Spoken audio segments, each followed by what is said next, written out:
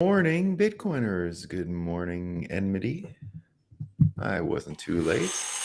In case you were all wondering, I got some good news for you. It's great news. The sun is up. It's so up, right? Bitcoin running just fine. All that's left for us to do is have a coffee, talk about what's new. I'm going to let some folks stream in. There's a bit of a backlog here, I think. Something's going on.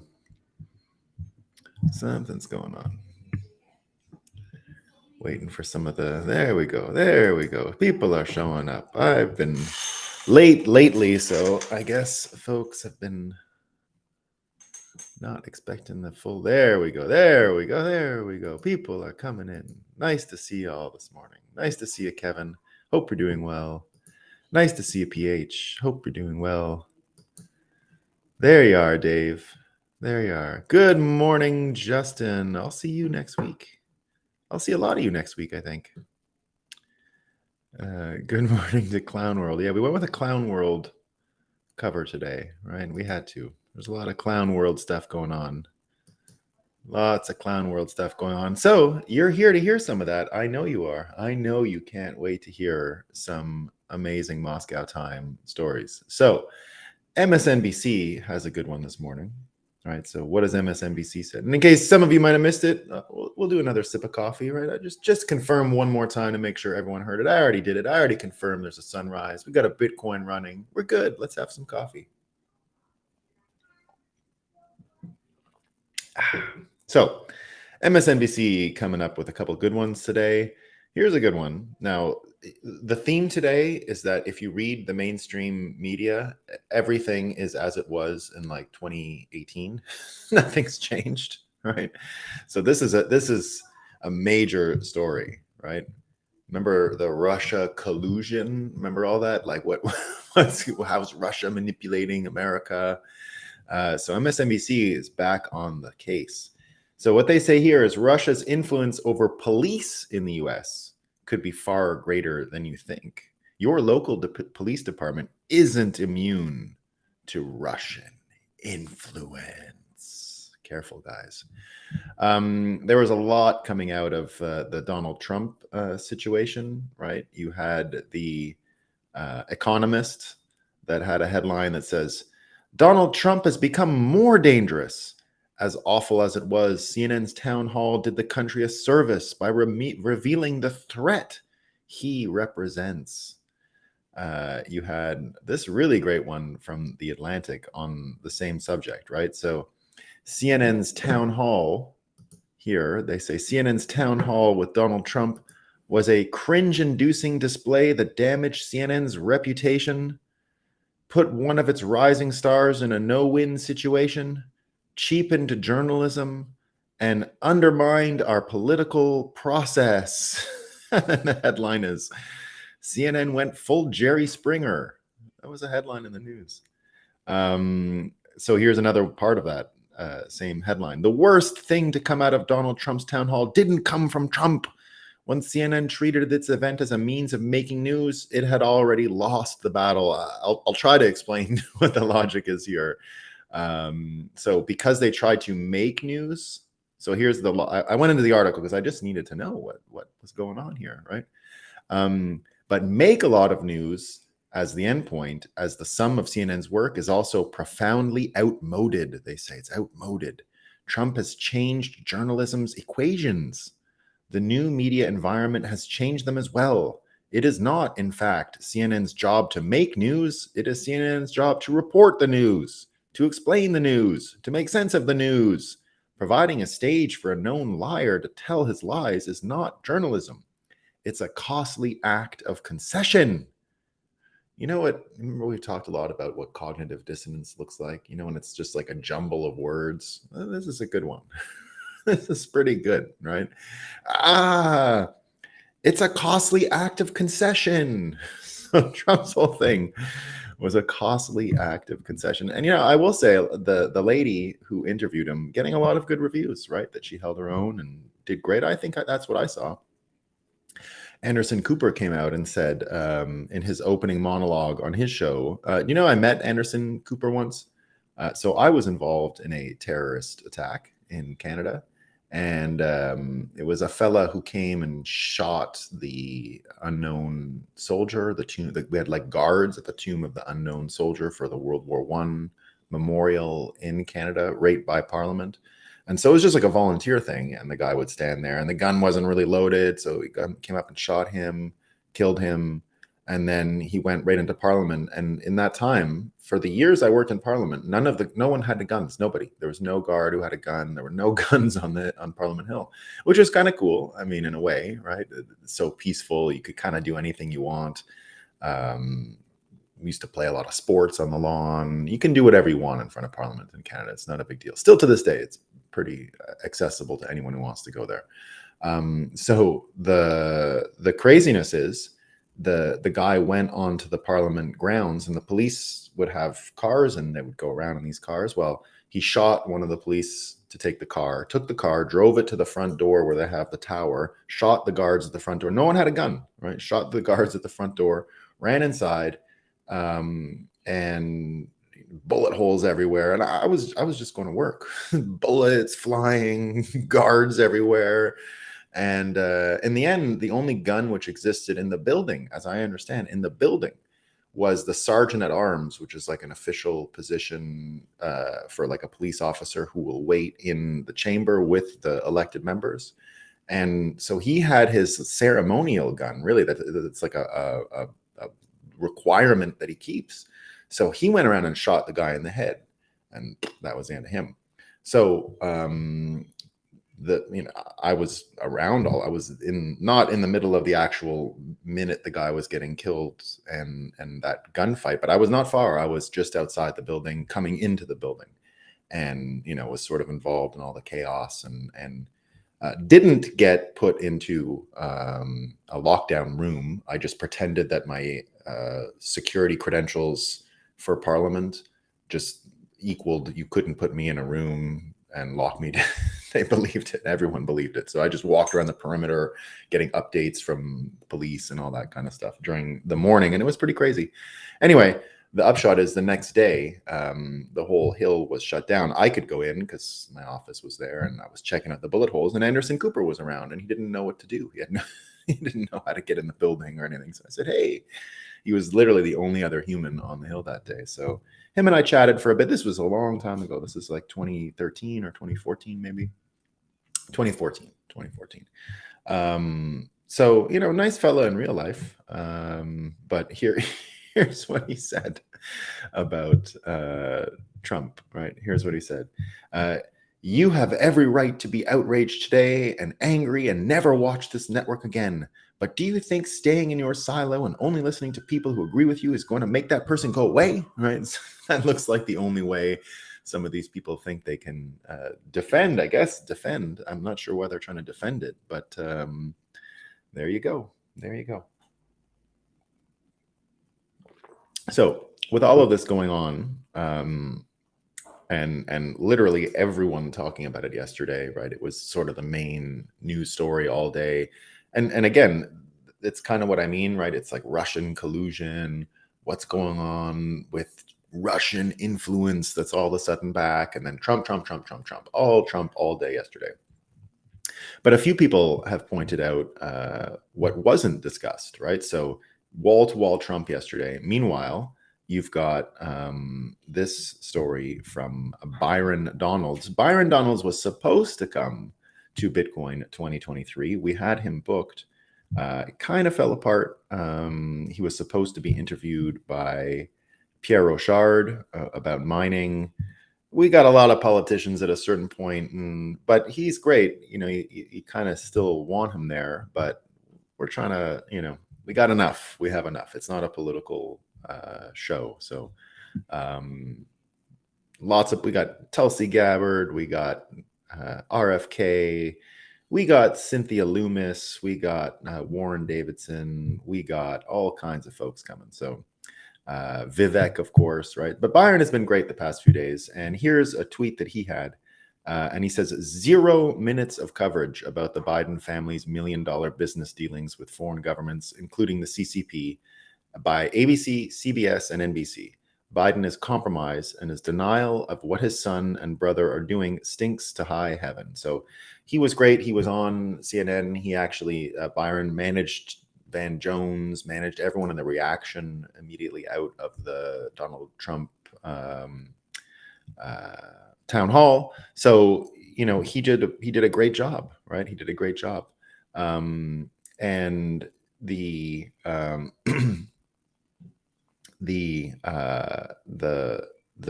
reaction that people have had to flooding the airwaves with Trump has been the exact contrast to literally no one talking about what's going on with Biden. Now, remember, I said a few days ago, probably most of the things that Biden family is accused of will fall into that category of didn't file a box correctly. But what we saw from the actual documents shows almost undeniably we have an organized crime situation going on, right? So it's much bigger than what I said a few days ago about it. Most of the overall the 500 or whatever charges, not all of them are going to stick, but a lot of them, right? A lot of them, because of the nature of what we've seen already, just looks prima facie. So the word prima facie means in legal terms at face value, right? The at face value looks pretty bad. And that no one was talking about it yesterday sort of fits into the theme of a whole bunch of stories that have come out in the past few months that no one's talking about. And Jason Bassler 1, had a list, and it kind of went viral. It has over 500,000 views. And what he said was, over the past 3 months, it's come out that the CIA killed JFK. 2 9/11 hijackers were CIA assets. The US government blew up the Nord Stream 2 pipeline. And the CIA director met with Epstein 3 times after he was convicted of child sex crimes. And life goes on like nothing ever happened, right? And is that what we're seeing here? Are we seeing exactly this? Are we seeing all kinds of stories simply memory hold, not dealt with, not confronted, not looked at, not analyzed, not mentioned, right? It's Trump was on a show and the show was really bad for hosting him. And that's almost all you heard yesterday out of mainstream media. A little bit on how bad the debt ceiling stuff will be if the Republicans don't vote to increase the debt limit. But that was the kind of stuff we saw. We also saw this, and this didn't get the attention it would have gotten just a few weeks ago. So you're starting to see a bit of a shift even in what is okay to discuss and what can't really be focused on. So since that big Russian offensive a few weeks ago, I haven't heard too much about what's going on in Ukraine. It's kind of not like top of the headlines anymore. Maybe that'll change, but that's what I've seen. It's been sort of relegated to back page stories. It's like not a front page story anymore. And Zelensky was on the BBC, government-sponsored BBC, yesterday, and no mention really of it. And here's what was said. While the American public were this is from War Clandestine analyzing this. While the American public were distracted from the overload of happenings, Zelensky quietly snuck in that much of the anticipated and publicized counteroffensive is delayed again, claiming they still need more equipment. Zelensky claims that they are still waiting on more equipment to arrive. Zelensky's statements add validity to the reports that Russia has largely destroyed all the weaponry and equipment due to Ukrainian inability to stop precision airstrikes. If you've been following me, that's War Clandestine, you've seen the reports of Ukraine running out of anti-missile defense systems and ammunition to hold off Russian missile strikes and aircraft. The equipment sent over for the Russian counteroffensive was already destroyed by Russia. According to Colonel Douglas McGregor, 90% of the equipment has been destroyed as of April 27th, 2023. Russia drew out all of Ukraine's anti-missile defenses and ammunition, and then destroyed the hundreds of billions of US tax dollars worth of military equipment that we sent. This is why 2 days ago, the Biden admin sent a new $1.2 billion package for air defense systems, ammunition for air defenses, satellite imagery to help with air defense. Noticing a pattern? Ukraine's air defense is struggling. And what he says in conclusion is that just as I have been reporting for months that there will be no counteroffensive, it has always been propaganda to justify sending more money for them to launder. And the money that does get spent on equipment ends up being destroyed by Russia as soon as it arrives. So here we go. We've got all these stories that are simply not getting covered. I barely noticed that another 1.2 billion. Now it's hard, it's easy to lose track of 1.2 billion dollars when we're well over $100 billion being sent over. I mean, what's the difference between 115 billion and 114 billion or 113 billion? It's the same number, right? So now that we've got all of these news stories that are out there contrasting with what's not being talked about at all, right? We get all these stories about Trump and all these stories. Here's another one that managed to make the Wall Street Journal today, right? This is an actual story today. Imagine what position, what place you have to get into to get stories like this. So it turns out that the gas stove story stays in the news, right? That one is still in the news. And it looks like it's actually happening, right? Biden, this is a Wall Street Journal article. Biden cracks down on gas stoves and much more. So Professor Peter St. Onge says, yes, they are coming for your gas stove and your furnace, dishwasher, aircon, and light bulbs. The climate fairies demand no less. Amid failing banks, not hearing about that, crashing jobs, haven't heard about that, or historic inflation, don't really hear about that. It's amazing how out of touch our government has become. Indeed, you've got a war going on, not going so great, so we're not hearing about it much more. You know, all the news yesterday in the economy was JP Morgan demands short selling ban on bank stocks. So you get the largest bank coming in and saying you actually can't short our industry anymore. That we don't want to be shorted. It sucks. It sucks to be shorted. So just stop. All right. It's not fair. That's an actual argument being put out there today by one of the largest banks, and no one's even commenting on it, right? They're also predicting a huge loss for these banks in commercial real estate. So they're saying, we know this huge loss is coming. This was said yesterday, right? Literally yesterday, these major banks coming out and saying real things, right? We expect a huge loss because of the commercial real estate situation. And you can't short sell any of these banks because it would be catastrophic for the industry. Where's the analysis other than Bitcoiners that have been on top of this for years and are well prepared and have already mentally managed and mentally calculated what's going to happen when all these banks do go belly up? I mean, we're ahead of the game on this one. We've already processed this information. We've already made our bed. We can lie in it.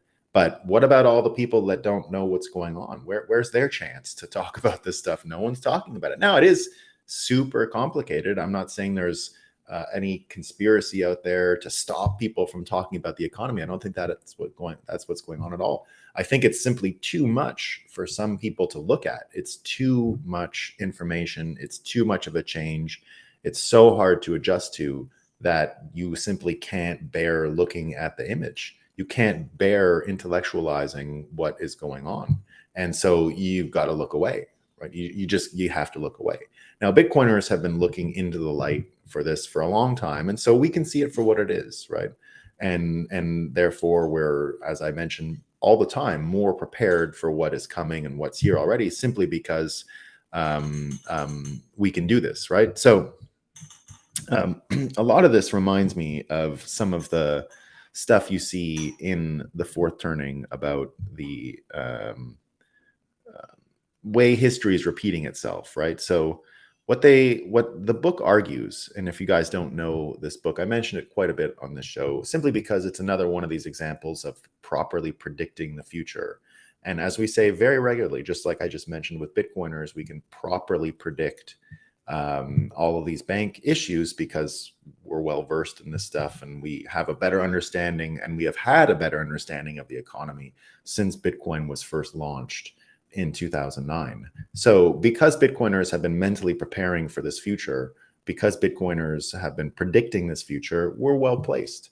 And the book Sovereign Individual, I continue to turn back to it because it made those predictions similar to the Bitcoin predictions, similar to predictions Bitcoiners made much earlier. And they talk about one of the aspects of history repeating itself, right? So he says, we believe that much can be learned by the analogy between the situation at the end of the 15th century, when life had become thoroughly saturated by organized religion, and the situation today, when the world has become saturated with politics. The costs of supporting institutionalized religion at the end of the 15th century had reached a historic extreme, much as the costs of supporting government have reached a senile extreme today. And this idea of disdain being a leading indicator for when these things change. So, in the same way that people became outraged with the church 500 years ago and led to economic reforms, which the Protestant church brought in, right? So they would not spend all the economic output on relics, right? That was where all the money was going to: relics, bones, nails. One of the great irreverent books of all time. If you haven't read it, you got to read it. It invented travel journalism. It ended up inventing stand-up comedy. It's Mark Twain's Innocents Abroad.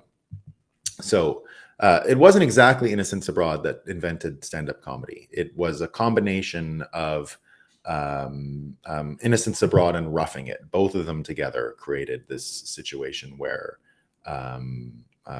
stand-up comedy was invented, right? So Mark Twain, what he did was, first of all, he's from the Mississippi, right? So he wasn't an East Coast American looking to Europe for cultural inspiration. He was from the middle of America. And in fact, his first trips, he became a world traveler. And this is the same Mark Twain that wrote Huckleberry Finn and Tom Sawyer, but way later in his life, way later in his life. He wrote his first books when he was a little younger, in his late 30s. And after he'd already spent a career as a riverboat pilot, as a gold prospector. I believe, for example, that second book, Roughing It, which is an autobiographical account of his previous careers, his second book, which is modeled after what he did with Innocents Abroad, his first book. Roughing It should be remade into a Bitcoin story, by the way. It's about gold prospectors. Here's a strange wink from the simulation. I don't know if you knew this, but the gold and silver vein that created San Francisco was called the Comstock Lode, like as in .com, like Comstock. No kidding. All the money that made beautiful San Francisco came from the Comstock Lode, which was a gold and silver vein in the mountains not far. So that's what caused the California gold rush. And that's what caught Mark Twain up in it. His livelihood was destroyed by the Civil War.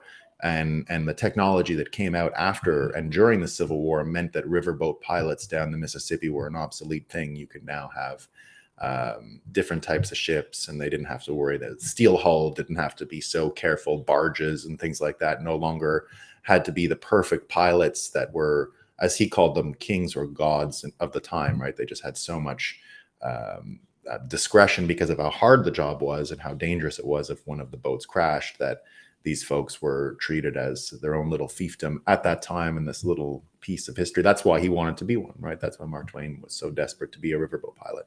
So Mark Twain ends up writing The Innocents Abroad, which is about putting a fish out of water. So he was an American fella who they sent to Europe on a steamboat.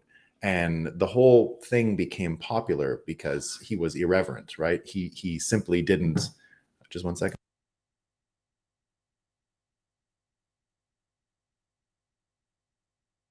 He was so irreverent and funny that he would go to Europe. And before him, Americans were thought of when they would leave America to go to Europe, they were going to the center of the world, right? That was sort of the way they approached it psychologically, and even from an artistic or impression.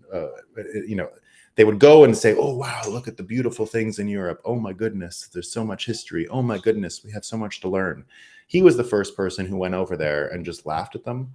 And one of the main jokes throughout all, and this was serialized, so he'd send them back to America, where they'd be printed every week or whatever, right? It was another stage in his adventure.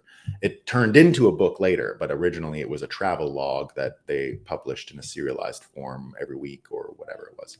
And so, and that's how he ends up inventing stand-up comedy. So he ends up inventing stand-up comedy because at the same time, there were serious people who would host these salons where they would be pontificating about philosophy and amazing things. And he said, no, no, no, no. I'm going to laugh at Europeans. I'm going to laugh at them. It's going to be great, right? These serious people, I'm going to laugh at them. And so that's what he did. He just went and laughed at these people all the time. And it was the church stuff that he was really laughing at. The government too, government, church, people taking themselves seriously in Europe. And one of the main ones was all of these bones and relics. So he counted that Jesus must have had something like 24,000 fingers, because everyone had a finger bone of Jesus, that no less than 50,000 nails were put into Jesus Christ's body to put him on the on the cross. And he would make joke. He wouldn't laugh at the the absurdity of it. He would say things like, well, he must have been really fastened up there. It must have been hard to get him off with all those nails. He would sort of take it seriously that all the nails that were being presented to him in every single cathedral across Europe were indeed the nails. If they were indeed the nails that were put into him, you just imagine them all in his body. These were the kinds of things that worked really well, right? So just laughing and having a great time at the expense of Europeans is in the end. So like I said, he would go to the center. Americans before him thought they were going to the center of the world when they would go to Europe. He was the first American who brought the center of the world with him and laughed at everything that wasn't what he thought it should be as an American. So that had never been done before. And he has a famous quote around that aspect. When people say, oh, you're that famous American guy, he would say, I'm the famous American guy, not a famous American guy, because indeed he invented celebrity. There was no such thing as a global celebrity before him. There's famous stories even of him and just to understand his unique role in the history of the world, not just America. But the Kaiser of Germany before World War I was a huge fan of Huckleberry Finn and Tom Sawyer and his novels and things like that, which all came later. And he invited him. So he had a bit of money trouble in his life, Mark Twain, and had to do a tour of the world to do these sort of stand-up comedy shows and all that to make money. And so he was in Europe and wished he could have been back home in America, but simply couldn't. He just was terrible with money. So the Kaiser invited him for dinner. And it turned out that the Kaiser was a huge fan, right? That's why I invited him. But the cab driver who brought him back and forth from the palace was also a huge fan. And Mark Twain, in the way he is, couldn't really tell the difference between the cab driver and the king. He was just sort of like happy to talk to anyone who was a fan and got as much of a charge out of the cab driver and the king being a fan. And you have to stop and say that's probably the first time in the history of the world ever where exactly that situation was possible, where the artist had as much reason because he was selling books to a populist market, right? Every fan was important to him, and that's how he made his money. And he was so widely appreciated amongst normal people and amongst kings and royalty that he would spend time with both regularly. He was just a common American fella. And all those things combined makes him such a unique character in the history of the world. Do you know that he only published his autobiography like 10 years ago or something because he thought it was so out there that it would be poorly received in his own time? I've read some of it. It's a little darker. He became a bit of a misanthrope in later years, but just possibly the most interesting person who ever lived, right? So I bring all of that up because when we're talking about dysfunction and laughing at a system, he had a lot to do with changing Europe just by the way Americans laughed at Europe from then on, right? We hadn't done that before. And I mentioned it because this disdain that he had for the systems that he grew up around and for the systems that were predominant in the world at the time was a big predictive factor, right? His disdain predicted a lot of where the world was headed. And it predicted the appetite that people would have to get away from this saturation of what was going on in his time. And it looks like the last days of the church in the 1500s, and it looks like today, right? So again, the stories we're not seeing in the news, the things that we're not seeing, the things that aren't being discussed are now more important simply because they're not being discussed, and they contrast with what is being discussed, right? The gas stoves and the trans and the subway stuff, right? Oh my God, the subway story. And which is terrible in every instance, right? I'm not even going to bore people who aren't from America with how terrible this story is, because it could only happen in America, put it that way. And it's the dumbest story you're going to read, and on every level. And it's like super bad, super bad, right? In every possible way, it could be a bad story. So, the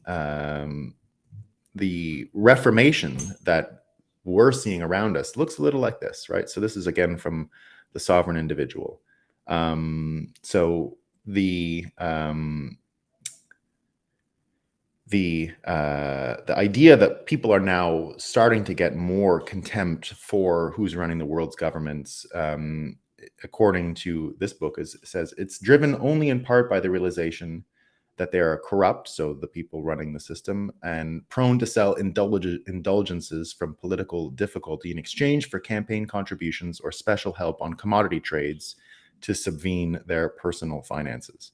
The reaction against politicians is also motivated by the widening realization that much of what they do at great cost is futile, in the same way that organizing another pilgrimage of penitents to march barefoot in the snow, or the founding of yet another order of mendicant monks in the 15th century could have done little to improve productivity or relieve pressures on living standards. So that's why you found yourself in the last days of that system, right?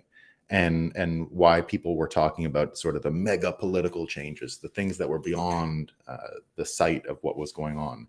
And that's why you end up getting sort of these, what they called impoverished, grasping, and extravagant church system at the time, which is really what our government looks like today, right? Just as government today offers poor value for the money that it collects, so did the church at the end of the 15th century, right? An impoverished local priesthood seemed to offer a poor service for the money it demanded. Much of what was levied disappeared into enclosed monasteries or the arcane areas of higher education or administration. In spite of gifts prodigally given to the same sectors of the church, the institution as a whole managed to appear simultaneously impoverished, grasping, and extravagant. So I bring all this up because we've been predicting for a long time that even just the cost of war, right? All of that stuff. I think what you're seeing in Ukraine and Russia is modern warfare. I don't think it can get any hotter than this. I don't think it can get any more specialized than what we're seeing, right? And more costly in its own way. And there are other weapons like these drones that are much cheaper that can completely alter the path that this war is on currently. So you get all of these pressures now that are changing how we think about violence, changing the logic of violence, which is one of the big fulcrums on which this whole sovereign individual thesis is based, right? That the logic of violence will change because the weapons will change and the returns on violence won't be the same. And if those things change, the whole logic around things like this change. So now that we have this sort of clear distinction, right? Even take the immigration problem, right? Here's one where you're not going to be able to hide the issue. You have all these people saying, "Oh, immigration, the moral issue, the feelings around it," right? Well, what we've seen now is that this trick that we've said for a long time was going to be super helpful, which was the shipping of migrants from Texas into states. Remember the Martha's Vineyard story? Well, the New York mayor, remember this is New York City, right? That and the mayor of New York now actually attacking Biden. So things are starting to bubble up, and this is what you want to see, right? You want to see these different political leaders of a same party criticizing each other because the logic of the power structures are changing in the way that they're changing. So it looks like Adams is no longer going to be silent on the immigration issue, and he's been blasting the White House about it. And his quote was that New York is being destroyed by the migrant crisis, right? Because it just doesn't have enough resources, is what he was saying, right? New York doesn't have enough resources. And, you know, the argument on the other side is that only the huge economic powerhouses of like Laredo and Brownsville and all these other stupid border towns have the resources to handle this, which was always absurd. So if New York City itself can't handle the immigration problem, how do we expect these little towns in Texas to even come close? So now that this conversation is also getting out there, now that this stuff is starting to get, I think, a little more framing that you need, right? You're not falling into the trap of what we can see is the magic trick of the media, which is to distract your attention. So there's a Marshall McLuhan. So I've mentioned it many times, Marshall McLuhan. If you guys don't know who he is, he's a Canadian.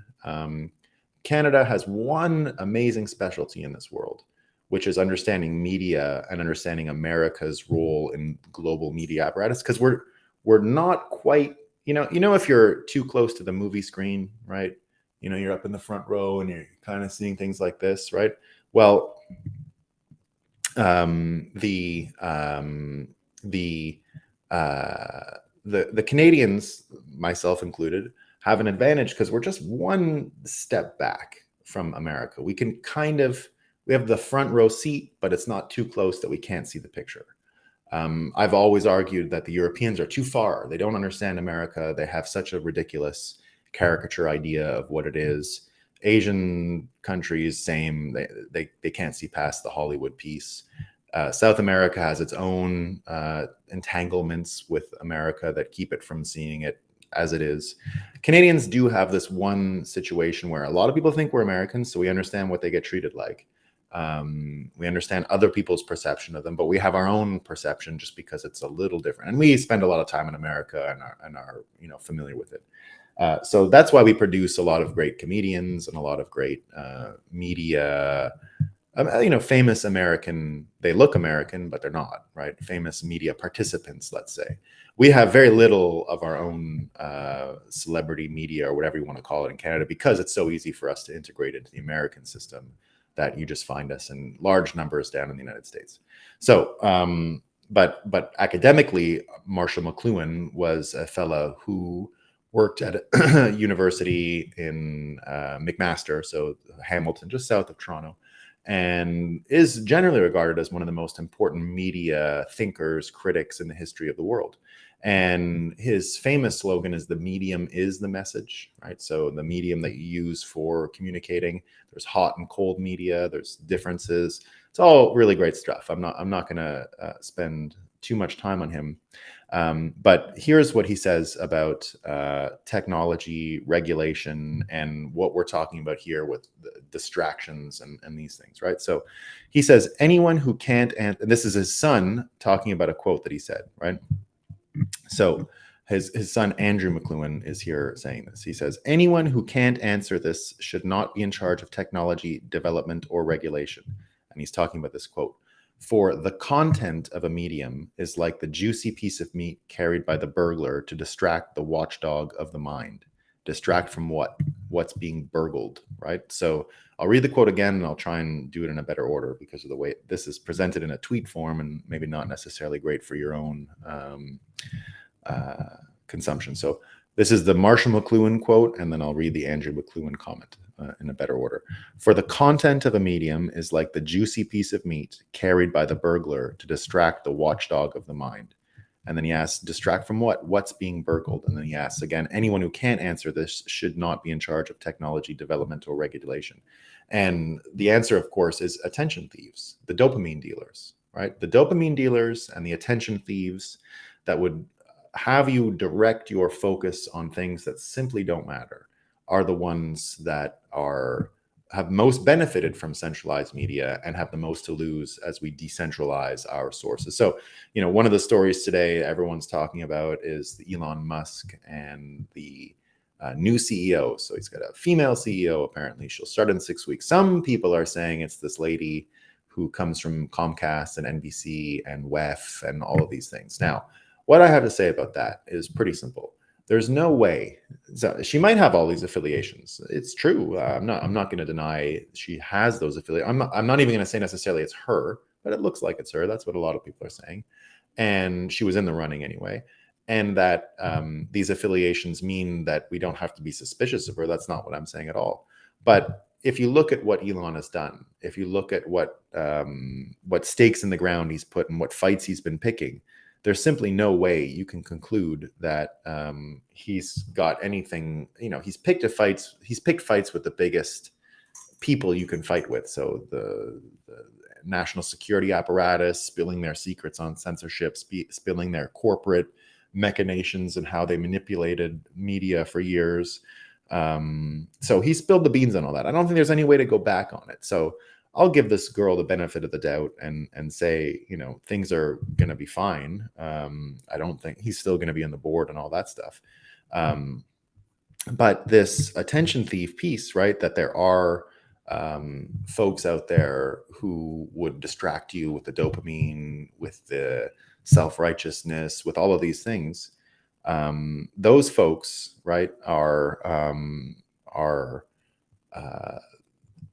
the ones who have the most to lose and who are going to be the most violent in protecting what they've got. And we've already seen that, right? That's why you're getting these crazy stories pushed out there about it would be nice if Elon turned the corner on online anonymity. And yeah, he's still not quite there. Still not quite there. But, again, we don't need Elon. Well, we needed him for a little while. But there's more to the story than just Elon, right? These things are happening. Now, he's a super important participant. But we've already got Noster. We're already coming up with the next solutions. We're already anticipating the problems that Twitter will inevitably fall into. Now, I hope Twitter can survive, but we can already see that it's serving a purpose for a time and a place, and that time and place is now. And however it reacts in the future, hopefully it's fine, but other tools are coming. Yeah, Noster and there you go. All of this to say, I want to go back to the one story here that is not being discussed, right? So remember I said the CIA killed JFK. There was a list of things that have come out in the past few months that no one's talking about, and we're all talking about subways and things like that, right?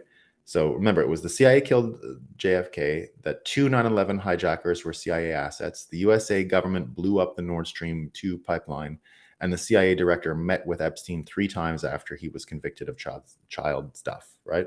So all of those stories, CIA killed JFK, CIA 9/11, CIA pipeline, CIA director, and Epstein, right? We can see the trend, CIA, national security, these things. The only one that stands out from this formula, right, is the US government and the Nord Stream pipeline. The reason why that stands out is because it wasn't just the CIA. They had to have it backstopped by American corporate interests. This is the only one where American corporate interests have been invoked in order to manifest this plan, right? So JFK, don't think there was any corporate interest involved in that. 9/11, no way. Epstein stuff, nope. Other compromised corporates, but it wasn't American corporate culture. It wasn't the bottom line of American companies that was being dragged up here. The only one that sticks out is this Nord Stream pipeline one, which to me signals a sort of weakness in the ability of this system to sustain itself, right? In the sense that you can pry one of these participants away from the NSA, and that is the US energy companies. US energy companies, and one of the predictions made in Sovereign Individual, and I continue to turn back to it, is that companies are going to want to survive the downfall of the nation state. That they have to, right? They're fiefdoms like any other. They're an organizing model that isn't the nation state, that is the corporate model, has resemblances to the nation state, definitely involves themselves with nation states for their own benefit. That's never been in question. But what's happening now is, if this story gets so embarrassing, if this story really does manifest into Biden crime family, money laundering, hiding secrets in Ukraine, what happened, and all of this allowed for the BRICS story, which is gaining steam every day, these other countries joining BRICS, they're going to create alternative energy marketplaces. The US dollar not going to have the same position it had because of BRICS and the ability to settle energy contracts in another country. All of a sudden, you get into one of the predictions of the sovereign individual is that the whole world ends up looking a little bit like post-Soviet Russia, where the energy companies themselves become massive oligopoly entities within the Russian country and the most powerful companies around, right?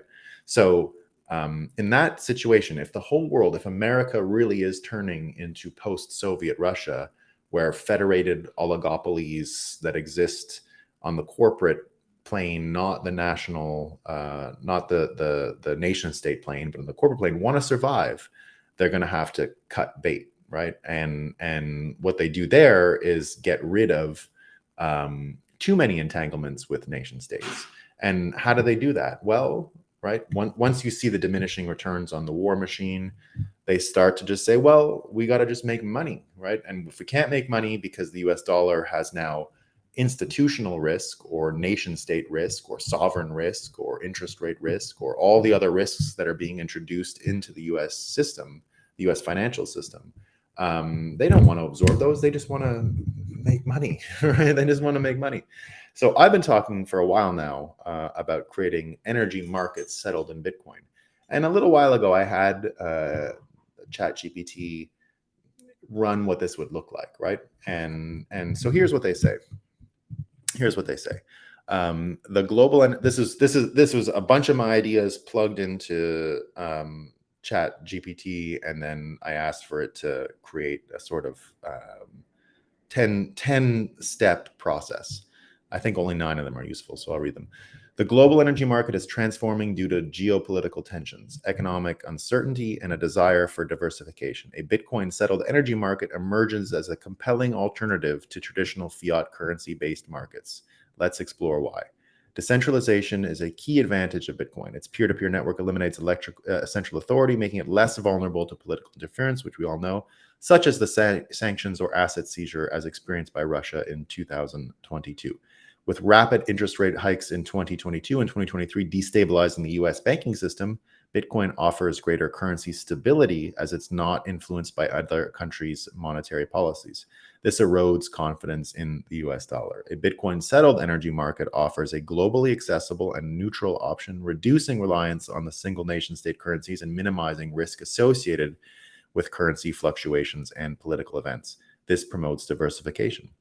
Transparency and security are enhanced by Bitcoin, providing an immutable record of transactions and employing cryptographic security measures that deter tampering.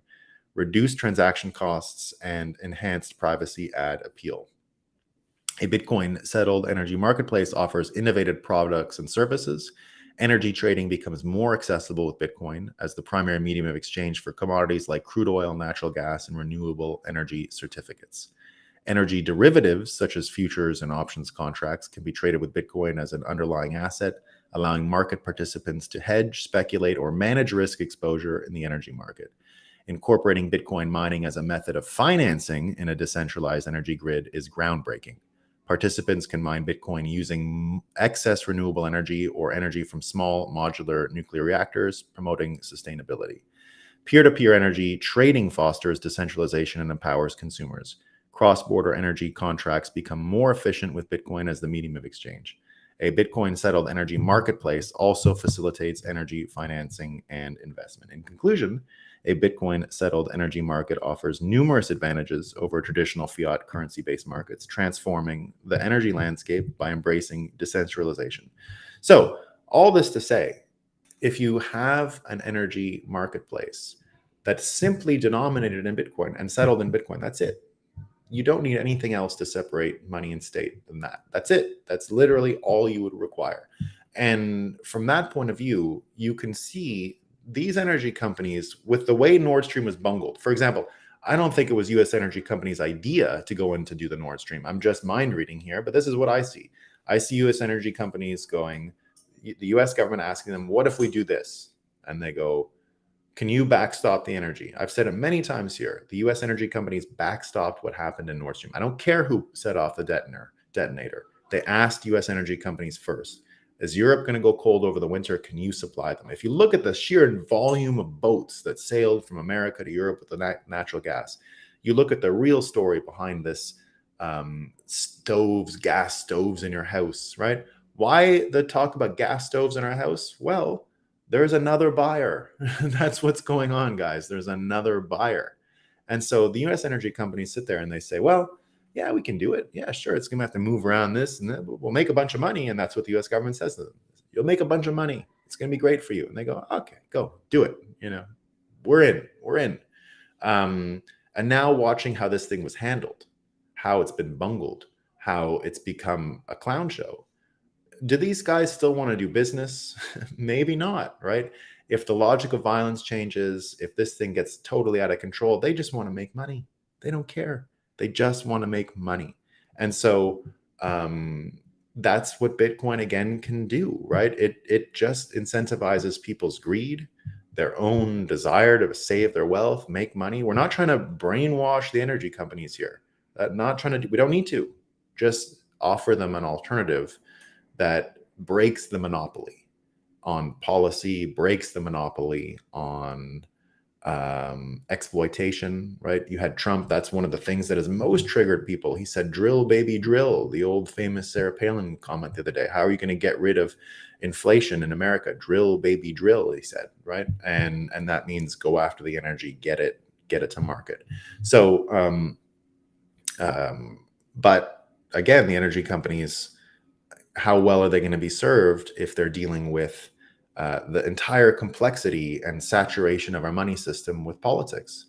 It's going to be hard for them. In the same way that they made choices around the Nord Stream pipeline situation, they can make important choices around how they settle and arrange their contracts.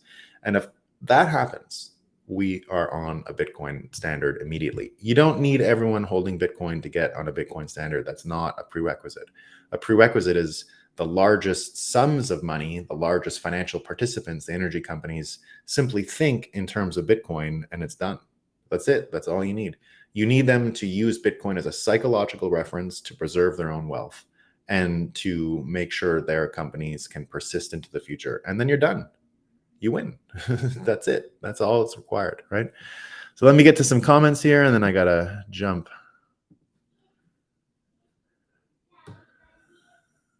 Sunny greetings from Florida. Cool, MK. We love it. I'll be there in a couple days. I'll be there in a few days. The system corrupts whilst being subverted by the microprocessor. Yeah, that's exactly what's going on. I have 2 gas stoves, one inside, one outside. They can fuck right up. I love it. You're indeed right, Justin. You are indeed right. Yeah. Like the church 50 years ago. Yeah. PH says, Seth Moulton said the U.S. Congress is considering bombing TSMC to deter China from invading Taiwan. I would love to see that. That would be pretty fun. Bombing. We had to bomb the village to save the village. It's going to be a bunch of that again. So, yeah. All right, team. I got to go hop on a call. Thanks for joining this morning. A little bit of a slow news day, but we made it work. We had enough out there. I hope you're all having a great Friday, and I'll see you tomorrow.